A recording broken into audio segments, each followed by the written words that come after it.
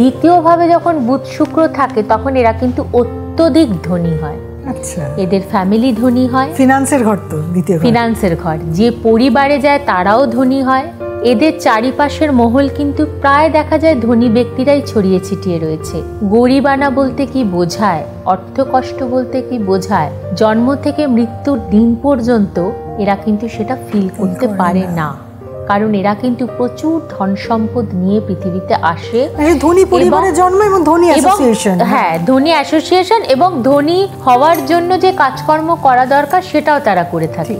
ফলে তাদের স্যালারি হয় হাই, অথবা তারা বিজনেস করছে সেটা হয় হাই, অথবা তারা প্রফেশনে রয়েছে, প্র্যাকটিস করছে, সেখান থেকেও তারা প্রচুর ইনকাম করছে।